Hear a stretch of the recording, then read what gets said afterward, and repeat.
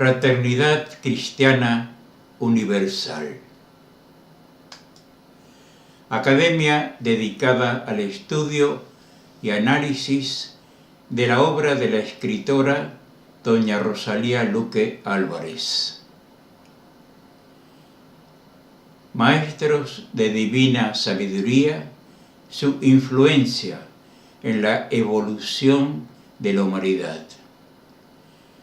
Me permito exponer el pensamiento y el sentir humanista de la espiritualidad cristiana, bajo el cristal de la relativa verdad que mi entendimiento y comprensión puede alcanzar.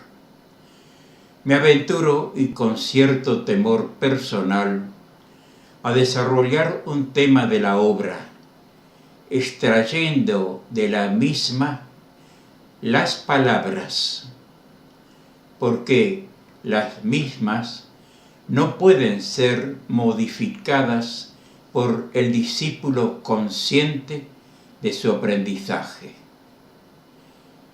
El tema a considerar: la enseñanza de los maestros de vida espiritual y de los avatares que pisaron esta tierra y que está grabada en calcos de fuego en los corazones de sus discípulos, que a través de los siglos continuaron afirmando el principio de que todos somos uno en el infinito seno de Atman, dando origen a escuelas que estuvieron integradas por almas evolucionadas, buscando inyectar el conocimiento en los pueblos capaces de comprenderles y pudiera corporizarse la sabiduría, el amor y la justicia en las inteligencias humanas. Hace aproximadamente 50.000 años que el hombre, habitante de este planeta, llegó al nivel en que la conciencia despertara a su realidad de chispa inteligente, no instintiva. En las especies inferiores al reino humano, el mal o el bien no son razonados, ni previstos, ni pensados, porque son tan solo instinto que obedece a las necesidades ineludibles a todo ser orgánico. Y en este caso, no puede llamarse malo. Llegados al reino humano, dotado de inteligencia que piensa y razona, de un libre albedrío que elige lo bueno o lo malo, y que además lleva grabado a fuego en su íntimo yo, por la eterna ley, que lo que no quiere para sí, no debe hacerlo al semejante.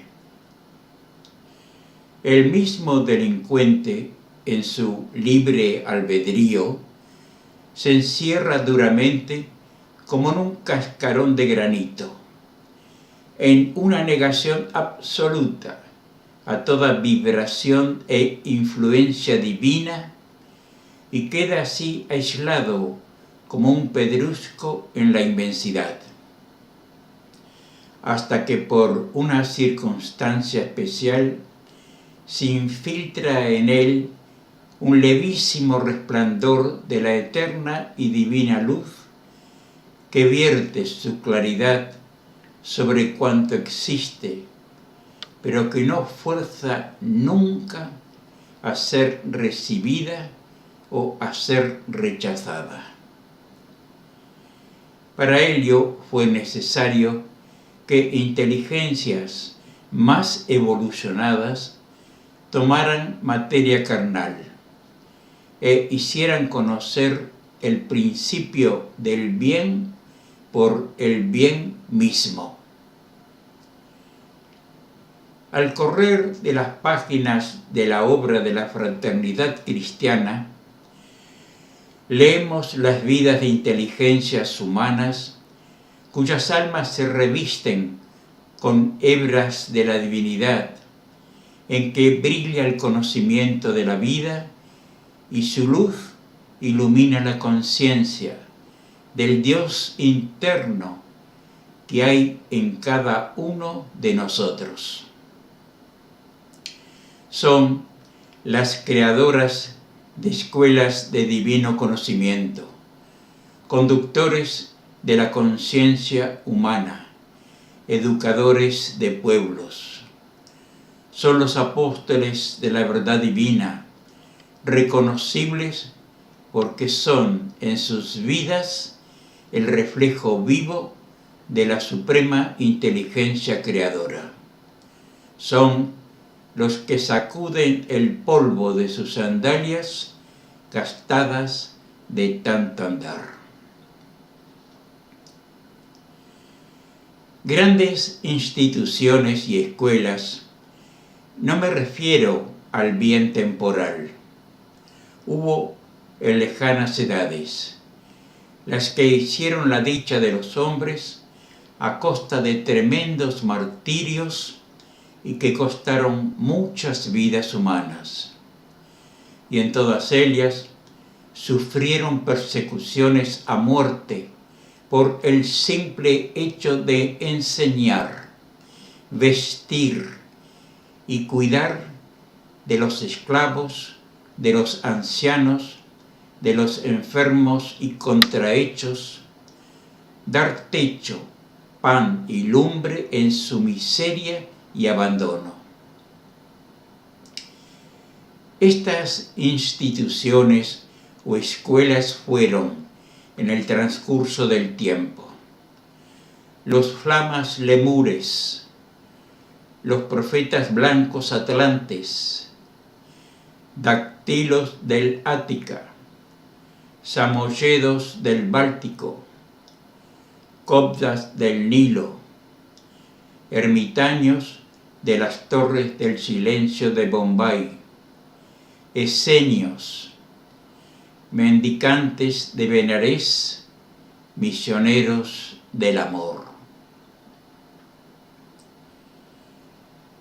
La fraternidad de los flamas lemures se tiene conocimiento que, aproximadamente 40.000 años atrás, en el continente Lemur, parte actual del continente antártico, existía una institución llamada de los Flámenes, cuyo símbolo es las manos en oración y sosteniendo una antorcha encendida. Perseguidos por su doctrina, buscaron refugio en el continente del otro lado del mar, a lo que hoy conocemos por el Deccan. Y refugiándose, a igual que las águilas, en las altas cumbres de la cordillera del Altai. A lo largo del tiempo, emigraron a las montañas de Zoar, del Cáucaso, Persia, del Ponteucino, y continuando por las ásperas serranías de la costa del Mar Grande, Mediterráneo.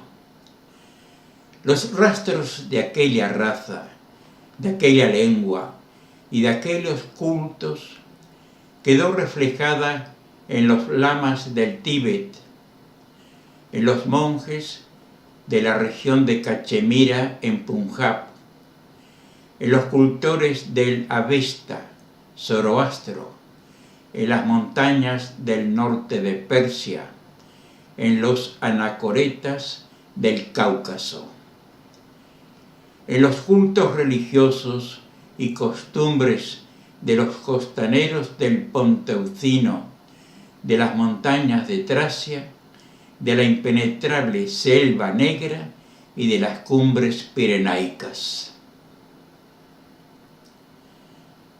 La fraternidad de los profetas blancos atlantes. tuvo su origen en el continente Atlante, en la civilización tolteca.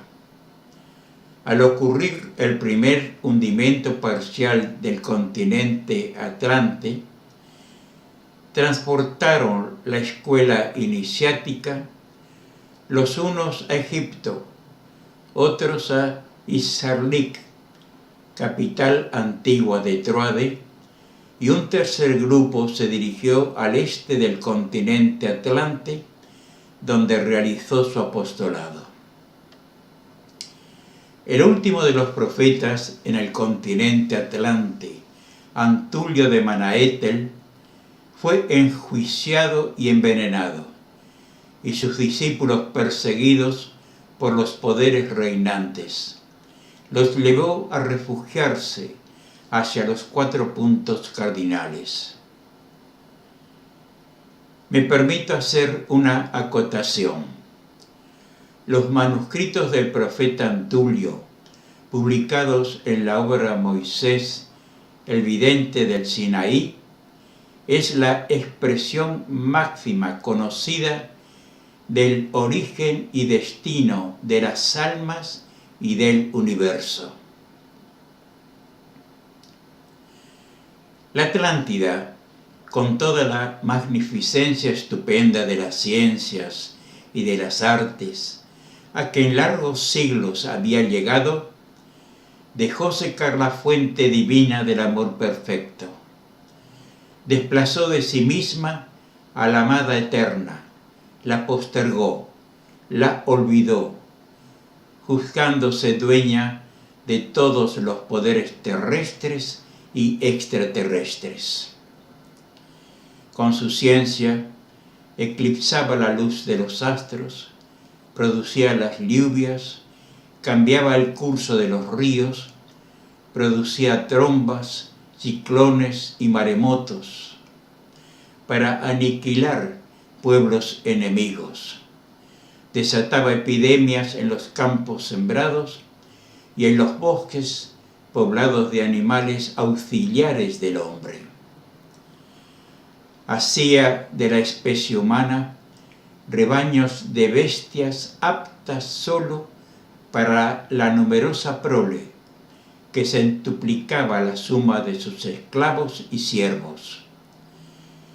Persiguió y mató a los educadores de pueblos, que no rendían utilidad a su grandeza material.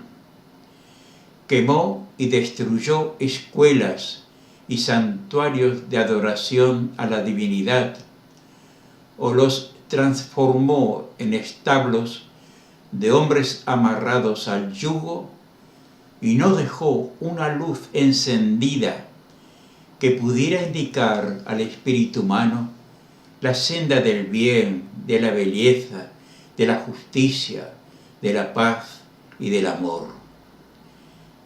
Y cuando la amada eterna, la divinidad, agotó su paciencia, si es que en lo infinito cabe esta frase, las aguas de todos los mares desbordaron al irresistible empuje de transformaciones polares y siderales, y la magnífica diosa de todas las ciencias y de todos los poderes bajó como una gran masa al fondo del abismo.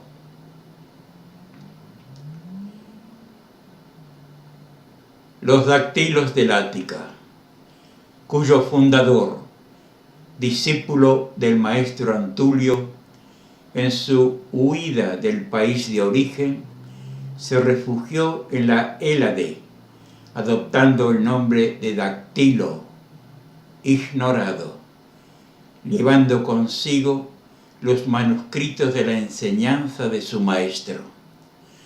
Fundaron cofradías de niños y jóvenes rescatados de los piratas, huérfanos de esclavos o de los malos tratos de amos. En las cofradías tenían muchos hogares de jóvenes matrimonios, ayer niños, criados bajo el árbol frondoso y floreciente de la enseñanza antuliana. Fueron el origen de la civilización de la Grecia de Solón, Pericles, Sócrates, Platón. Los dactilos encendieron la miel divina del conocimiento superior, bajo el símil del Parnaso, de los dioses del templo magnífico de Delfos, donde dactilos encarnados con el nombre de Rama, Apolo de Delfos, Hermes, Adonis, encendieron la lamparilla que la inconsciencia humana se encargó de transformar en ruidosa procesión de dioses patrocinantes de vicios y corrupciones. Y una vez más, las almas conscientes se retiraron a la soledad de sus grutas, resguardando la llama del conocimiento para que su luz no fuera apagada. ¿Quién no reconocerá en la obra silenciosa y oscura de los ignorados dactilos del Ática prehistórica los orígenes de la elevada y grandiosa civilización de la Grecia de Solón y de Pericles, en su altiva independencia, en su forma de concebir la fraternidad sin esclavitudes, la unión sin la fuerza, la grandeza sin las tiranías y la expansión sin imponer yugo alguno a las regiones conquistadas, como si el fuego, el pan, el vino y el aceite del hogar madre fuera bastante para que viviera en unos y otros la idea fija de que eran un solo y único pueblo. Los Samoyedos del Báltico, civilización y cultura que tuvo su origen en los flamas y dactilos. La fraternidad de los coptas del Nilo. No puedo dejar de maravillarme y de inclinarme reverente y humillarme ante la grandeza de la idea divina por conducir a la chispa divina a su destino final, la unificación con el gran todo, abriendo surcos nuevos para la siembra renovada de la sabiduría divina, ejecutada por los guías y conductores de humanidades.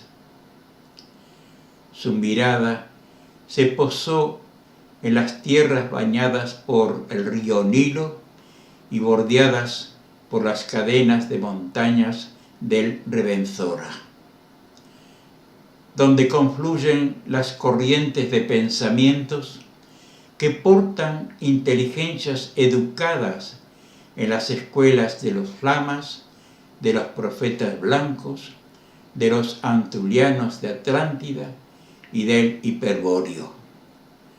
Son los emigrados de la ya desaparecida Lemuria y de Atlántida. Aproximadamente 12.500 años antes de Cristo. El primer templo que levantaron en esta tierra le llamaron El Om, en memoria del lejano antepasado, fundador en la Atlántida de los solitarios del Monte Blanco.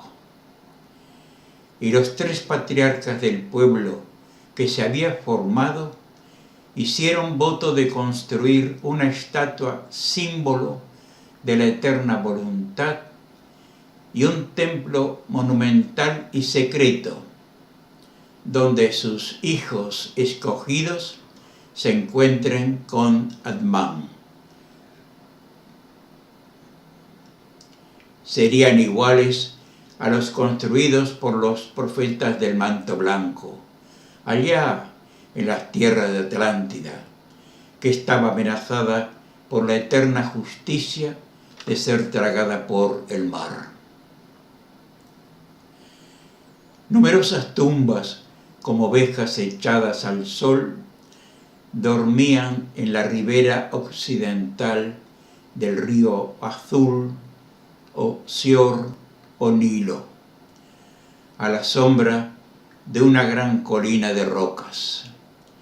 Allí, como eterno vigía de los muertos, levantarían la estatua símbolo que recordaría a todas las generaciones presentes y futuras, al correr de interminables edades, que todas las formas de vida en las múltiples especies en que ella se manifiesta, concurren a realizar la idea eterna de la potencia suprema. La criatura humana perfecta a semejanza suya, a través de la transformación continua que se llama evolución. Y sobre otra meseta de roca truncada, a 6 codos de la planicie, levantaron el templo monumental y secreto para los hijos creyentes y dóciles a Evannaús, que quisieran y buscaran encontrar al soberano Atman, vida de toda vida. El templo piramidal es archivo de las edades y sagrada historia del alma humana y observatorio astronómico. Las dimensiones marcaban los millares de siglos transcurridos desde que la especie humana habitaba el planeta y los millares de años que debían transcurrir hasta que el planeta entrara en una nueva era.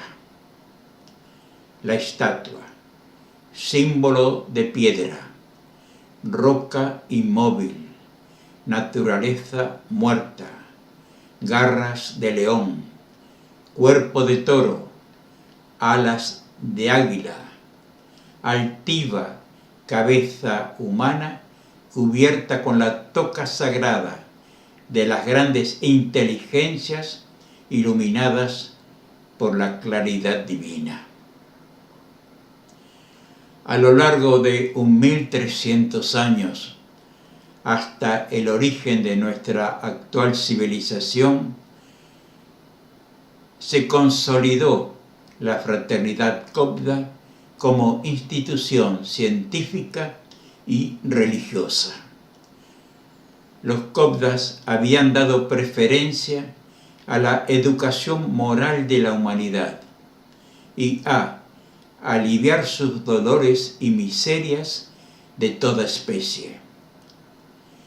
Toda la antigua sabiduría del Oriente no reconoce otra cuna ni otro origen, sino la que emanó de la escuela de divina sabiduría copta, y los misioneros coptos se extendieron hasta el Cáucaso y el Altai. Copia de ellos fueron los cenobios de la Tebaida y los monasterios budistas del Himalaya y los Brahma Musamaj, casa de oración de los lamas tibetanos. Los coptas subsistieron como institución hasta el siglo III de la era abeliana. Sin los coptas, prolongación del alma y de la obra de Numú, y sin los dactilos, prolongación de la obra de Antulio, ¿dónde se había encontrado la manifestación de la verdad del amor en los nuevos continentes, cuando Lemuria y Atlántida se hundieron en el no ser? Los ermitaños de las Torres del Silencio de Bombay son una rama de los antiguos Flamas y Cobdas del Nilo. Fue la cuna y la madre espiritual de Krishna. Krishna, que significa secreto guardado en sombras. Krishna, con su arco tendido, destruyendo el mal que en múltiples formas devora a las criaturas humanas, fue símbolo de la justicia divina que protege a los pequeños, a los débiles, a los humillados y proscriptos. Krishna fue un príncipe de la dinastía reinante Madura, y debido a eso pudo vencer las grandes dificultades que los genios de las tinieblas desataron a su paso. La escuela de divina sabiduría, que se ha basado en sus doctrinas y principios, y que ya desfigurada ha creado la separatividad, que es destrucción y es muerte. De la realeza de la sangre de Krishna se tomó fundamento para forjar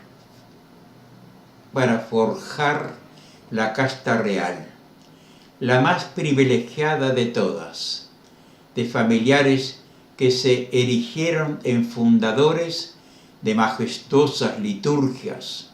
Surgió la casta sacerdotal, que, hermanada con la primera, se constituyeron bien pronto en cadenas de hierro para los pueblos que oyeran un día la suavidad infinita de los himnos védicos, olvidando que Krishna solo usó de sus poderes de príncipe para defender a las más despreciables clases sociales. En el Bhagavad Gita y Upanishad se ha resumido parte de su enseñanza más adelantada. Origen de la profunda filosofía védica que aún no se llega a interpretar en toda su amplitud y oculta sabiduría. Y hay la más perfecta armonía entre las enseñanzas esotéricas de las más antiguas escuelas de divina sabiduría. Sintetizada su enseñanza en: no cometáis nunca el delito de la separatividad, porque todos somos uno en el infinito seno de Atman. Los ermitaños fueron perseguidos por los brahmanes y debieron huir a las cimas nevadas de los montes Himalayas y a las selvas del Tíbet. De allí la copiaron los maestros de la antigua Persia y de la Samarcanda. Origen de los esenios. Moisés presentía la llegada de su hora final de encarnado y que se preparaba la partida sin dejar firmemente establecida la continuidad de su escuela. Amando demasiado su obra como para descuidar su futuro después de su desaparición del plano físico, eligió entre su escuela de iniciados los más fieles y capaces, con decidido amor a su gran obra y a su personalidad augusta y sagrada para ellos. Cimentó su escuela en 12 discípulos, a los cuales les confió durante los últimos 5 años todo cuanto pudo descubrir en su larga vida del pasado, del presente y del futuro. Y les distribuyó de 3 en 3 hacia los 4 puntos cardinales, en forma que la lamparilla de la verdad divina quedara perpetuamente encendida hasta su próxima venida. 3 fueron al monte Imeto, 3 fueron a Bombay, a las Torres del Silencio, donde los últimos flámenes pedían auxilio al enviado divino porque ya terminaban sus vidas. 3 en los Atlas de Mauritania y 3 quedaron en la altura al monte Moab.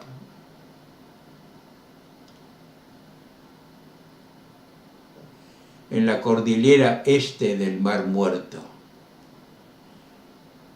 Estos tomaron en el transcurso de los años el nombre de esenios y en la larga cadena de 1500 años fueron la cuna y la madre espiritual de Buda y de Yahshua de Nazaret.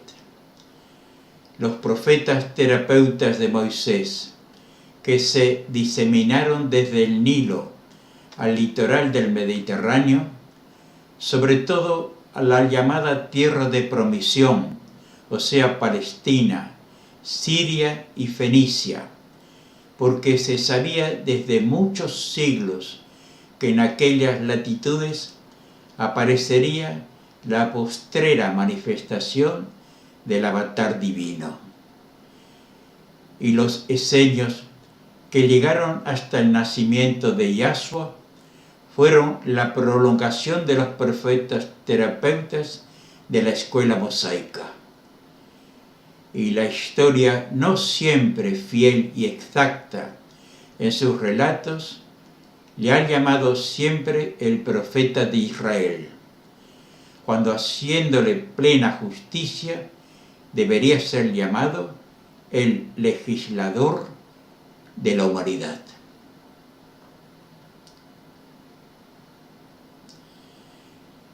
Mendicantes de Benarés.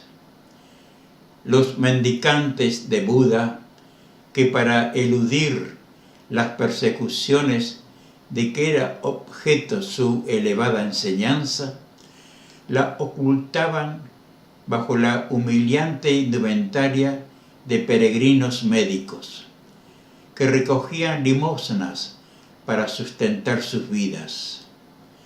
Y eran maestros de almas que iban dejando en cada conciencia una chispa de luz y en cada corazón un incendio de amor a la humanidad.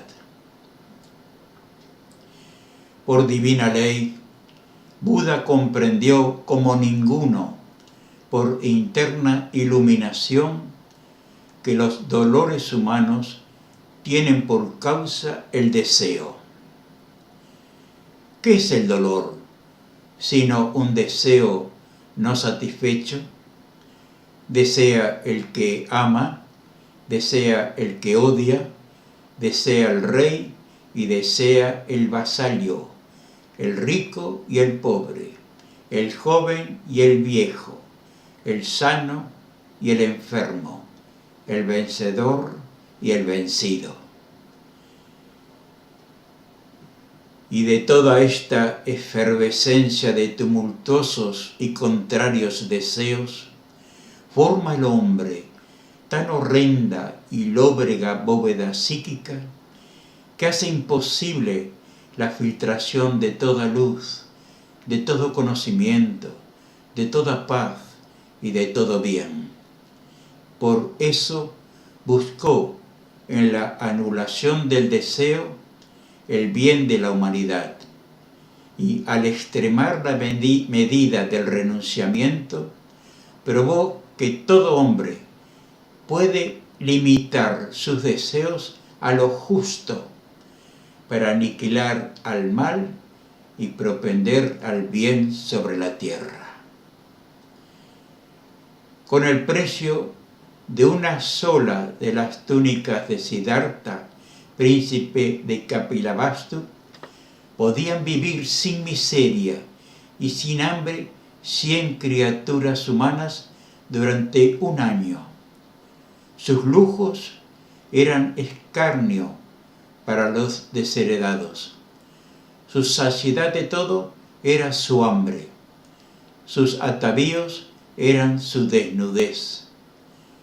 Su gozo, su llanto. Y mientras él descansaba junto a las hogueras perfumadas de incienso, ellos temblaban de frío entre el cielo y las escarchas. El renunciamiento abrió a Buda los cielos infinitos. Vio en su meditación sentado sobre una estera lo que es la divinidad, cúmulo infinito de energías, de poderes, de fuerzas y de amor, océano sin riberas, formado por millares de raudales, cada uno de los cuales fue individualidad en su hora, hoguera sin fin, formada por millares de millones de llamas vivas que fueron individualidad en su hora. Y comprendiendo el proceso evolutivo de las almas, Buda pudo afirmar que es pueril y propio de infantilios la idea de un ser representación de la divinidad, de una sola inteligencia, marcando rutas a mundos y seres, de una sola mano gigantesca, sosteniendo en su palma el peso de los mundos. Todo ser tuvo principio. Solo el eterno invisible no lo tuvo. Luego no es un ser. Y comprendida en la meditación la profunda y estupenda verdad, dijo Buda sin temor de ser desmentido: Dios es el conjunto de inteligencias perfectas. El más breve camino para esa dicha suprema es el vencimiento del deseo, o sea, el renunciamiento completo.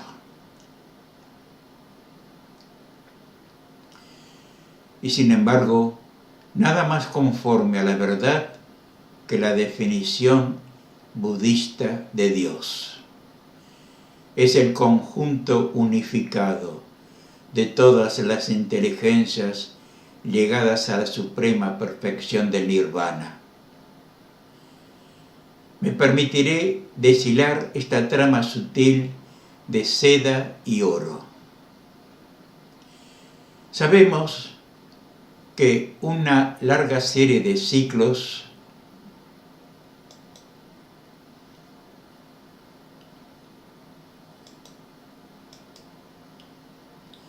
de edades llamadas kalpas, las inteligencias van subiendo a medida que se van depurando mundos y mundos, globos y globos, les van sirviendo de moradas apropiadas a su grado de evolución, hasta que llegan a refundirse como chispas en un incendio, como gotas en un océano infinito, como arenillas de oro en una playa sin riberas. A fuerza de unificación, la individualidad es hasta cierto punto transformada en poder, energía y vitalidad, conjuntos inseparables e indestructibles. Y todo ese conjunto de pensamientos, vitalidad, amor, energía, es Dios. De todas esas fuerzas conjuntas surgen todas las creaciones, todos los poderes, todas las leyes inmutables del universo. La unión de toda inteligencia con Dios la hace perfecta. Buda negó un Dios personal, un ser limitado, porque su interna iluminación, por determinadas conjunciones astrológicas, le fueron tan propicias a su mentalidad que desarrolló el máximo de lucidez y claridad para comprender lo abstracto de la idea divina.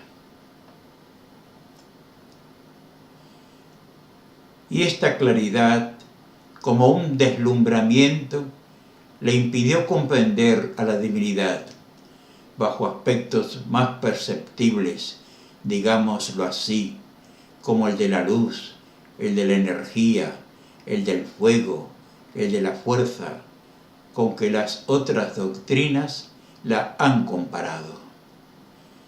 En sus célebres meditaciones, bajo el llamado simbólicamente árbol de la ciencia, él comprendió en visiones magníficas esta gran verdad suprema.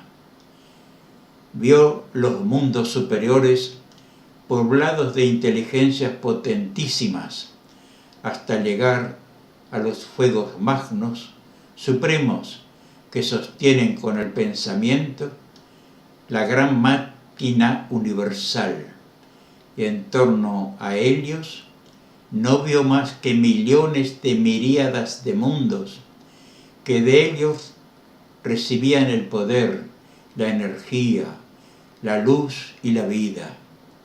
Qué extraño es, pues, que diera de Dios aquella oculta y profunda definición. Diríase que Buda no fue un instructor para las multitudes, sino un maestro para los maestros de divina sabiduría. De ahí que ninguna doctrina fue más desfigurada y tergiversada que la de Buda, cuya metafísica altísima y abstracta por completo no podía ser asimilada sino por los espíritus avanzados en la ciencia divina. Y así, el nirvana búdico es para las multitudes el reposo absoluto de la nada. Y dicen, creyendo pronunciar una gran verdad, el Mesías ateo del Indostán, el sostenedor de la nada, el fantasma espectral de la idea sin realidad posible en ninguna parte. De un vistazo comprendió Buda todo el infinito plan de la evolución y bajo ese punto de vista dijo: todo es ilusión, porque todo pasa y se transforma continuamente, nada permanece.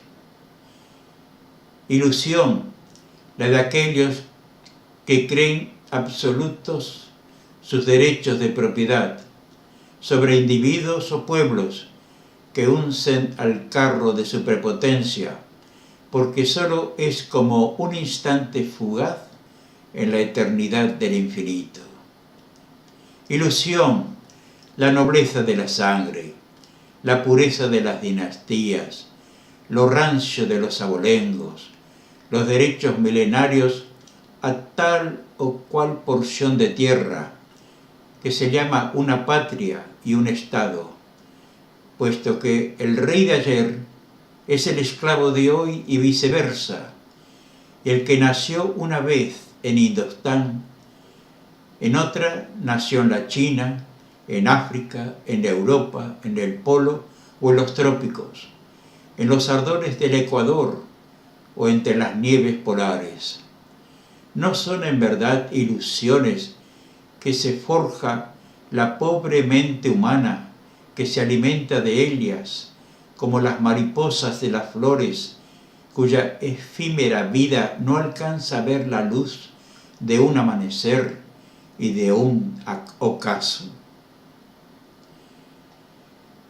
El reposo búdico se basa en la anulación del deseo, en cuanto tiene de perturbación de la quietud mental y de la paz interior. Quien haya estudiado a fondo los sutras simples encontrará la similitud entre la metafísica profunda de Buda y las doctrinas esotéricas emanadas de todas las personalidades del Verbo Divino, y únicamente en los monasterios de Nepal se encuentran los verdaderos libros budistas sin alteraciones de ninguna especie, con la firma y sello de los 5 principales discípulos del Gran Maestro.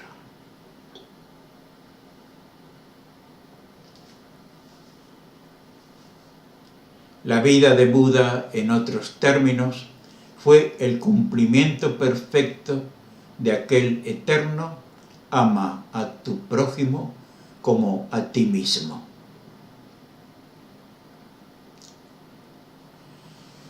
Misioneros del amor.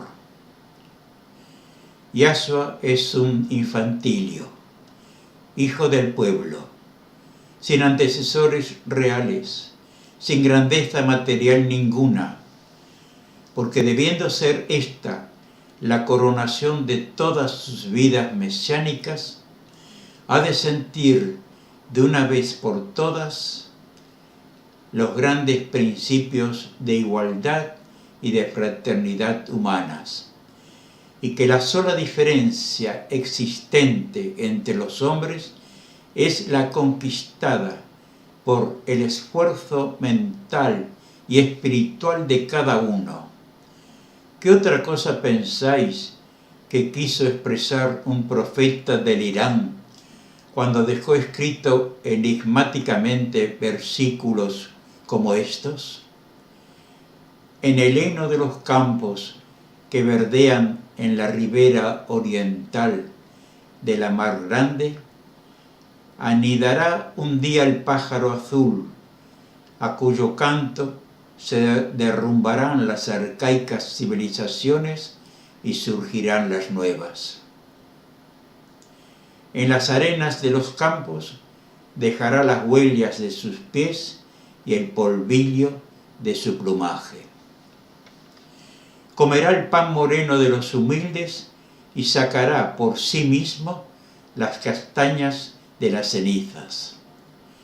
Ninguno cobrará jornal de sus manos, ni será llevado jamás a hombros de sus esclavos.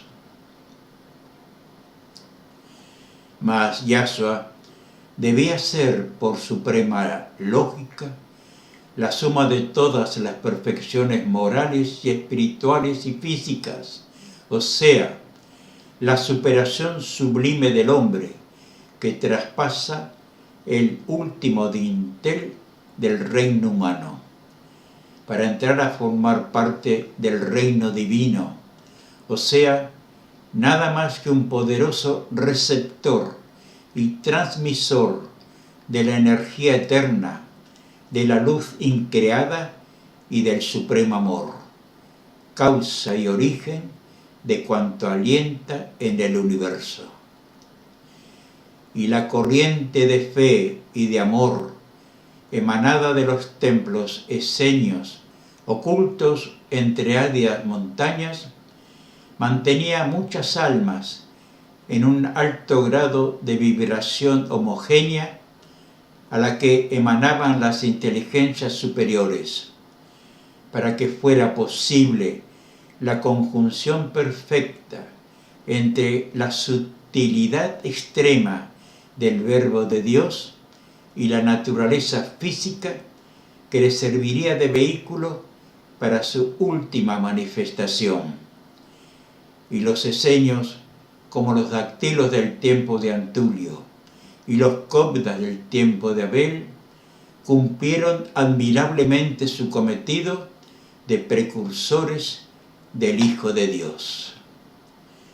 Joanán el Bautista no fue sino el eco formidable de la gran voz de la fraternidad esenia, que hablaba a la humanidad de la Palestina como la más inmediata al nacimiento del hombre luz sobre ese rincón de la tierra.